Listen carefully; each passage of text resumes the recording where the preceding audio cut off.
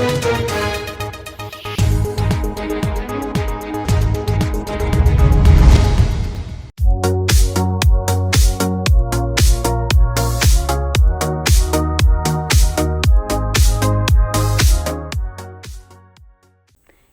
महानगर कार्यालय में नवनियुक्त महानगर अध्यक्ष आदित्य साहू के सम्मान समारोह का आयोजन किया गया।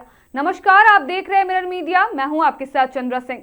इस दौरान उन्होंने मीडिया से बातचीत करते हुए कई अहम मुद्दों पर अपनी प्रतिक्रिया दी।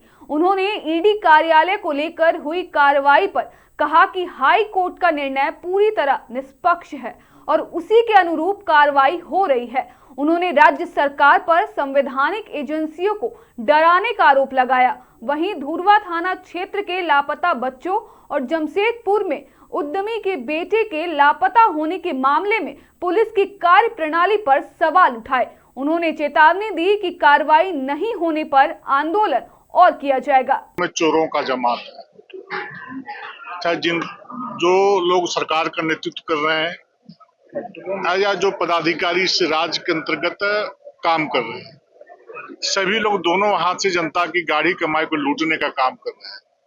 और चोर चोर मुशेरा भाई जो बोला जाता है, मुझे लगता है कि वही चीज इस झारखंड में चरितार्थ हो रहा है।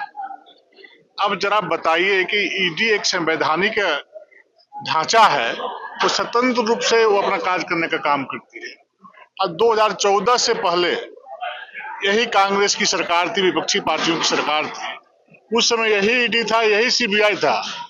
नित्य प्रतिदिन घपले और घोटाले का उजागर करने का काम करती थी ईडी और सीबीआई। और आज भी वही पदाधिकारी और सारे लोग ईडी और सीबीआई में हैं, तो वे लोग आज भी उसी प्रकार का कार्य करने का काम कर रहे हैं। लेकिन केंद्र सरकार के माथे में मढ़ के इस प्रकार का रणनीति के तहत राज्य सरकार के पुलिस महकमा के लोग ईडी को डराने और धमकाने का काम कर रहे हैं।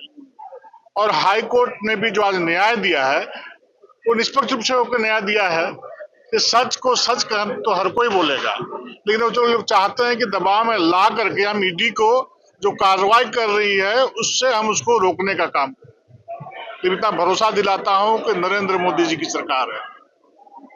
एक गरीब माँ बाप का बेटा प्रधानमंत्री बना है और जनता की गाड़ी कमाई को लूटने का किसी को अधिकार इस देश में नहीं है।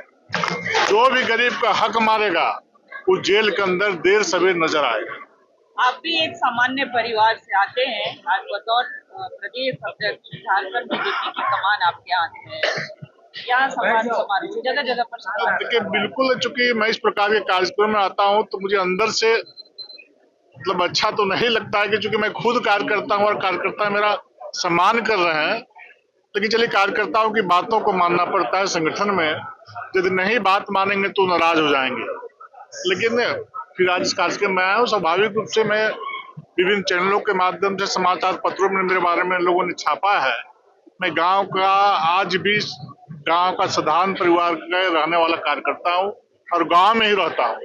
मेरा शहर में नहीं कि जमीन है, एक कमरा है मेरा। अरगोड़ा में नानी घर है। मैं उस दिन भी बोला कि मैं बैलगाड़ी से माँ के साथ अरगोड़ा बस्ती आया करता था और इधर से नाना रिक्शा करते थे तो हम जाते थे घर। तो उस जीवन को भी देखा है हमने। आज ही भी कार्यकर्ता के रूप में मैं अपने गांव में, अपने बूथ में रहने का काम करता हूं। लेकिन इस राज्य में चलने वाली सरकार ने जो खौफ का माहौल, जो भ्रष्टाचार का माहौल जो बनाने का काम किया है, वो बहुत दुर्भाग्यपूर्ण स्थिति है। जिस सपने और सोच के साथ श्रद्धेय अटल बिहारी वाजपेयी जी ने इस राज्य का निर्माण करने का काम किया था, उनके सपने को चकनाचूर करने का काम किया जा रहा है। आप जरा बताइए, इस राज्य के एक धरोहर है आदरणीय कड़िया मुंडा जी, उनको लफंगे, लुच्चे, अपराधी फोन में धमकी देने का काम कर रहे हैं। कल ही मैं चितरपुर गया था, वहां के बजरंग दल के कार्यकर्ताओं ने जो हमारे दो बच्चे अगवा होने का काम किया था, करने का काम किया था लोग। अगर भारतीय जनता पार्टी के कार्यकर्ता, महानगर के कार्यकर्ता, ग्रामीण के कार्यकर्ता यदि एसपी कार्यालय का घेराव नहीं किए होते तो मुझे लगता है कि आज वो बच्चे बरामद नहीं हो पाते। इसी प्रकार से जमशेदपुर में एक कैरव गांधी जैसे युवा उद्यमी का विगत 4 दिनों से अपहरण किया गया है। अभी दूर दूर तक उसकी सुराग नहीं मिली है। मैं आप सबों के माध्यम से प्रशासन को चेतावनी दे रहा हूं कि भारतीय जनता पार्टी जमशेदपुर महानगर का एक एक कार्यकर्ता, जमशेदपुर एसएसपी कार्यालय का कल 11 बजे से घेराव करेगा और यदि घेराव करने के बावजूद भी उस युवा उद्यमी का गिरफ्तारी नहीं हुआ तो आने वाले दिनों में हम जमशेदपुर महानगर को ठप करेंगे, बंद करने का काम करेंगे। महाराष्ट्र में स्वाभाविक है, जीत मिलेगी ही। यहाँ की जनता जेएमएम कांग्रेस आरजेडी के फ्रेम में आ गए, चाल में फंस गए, लेकिन वो भी आज महसूस कर रहे हैं कि हमने गलती कर दी है। और आज मैं महाराष्ट्र के एक कार्यकर्ता को आप सबों के माध्यम से धन्यवाद देना चाहता हूं, बधाई देना चाहता हूं, आभार प्रकट करना चाहता हूं। और आने वाले दिनों में नगर निकाय के चुनाव में झारखंड में भी झारखंड की जनता और हमारे कार्यकर्ता के बल पे हम भारतीय जनता पार्टी के समर्थित उम्मीदवार निश्चित रूप से इस क्षेत्र में झारखंड राज्य में चुनाव जीतने का काम करेंगे। मधुपुर की घटना के लिए आपने 5 सदस्यीय टीम का गठन किया है।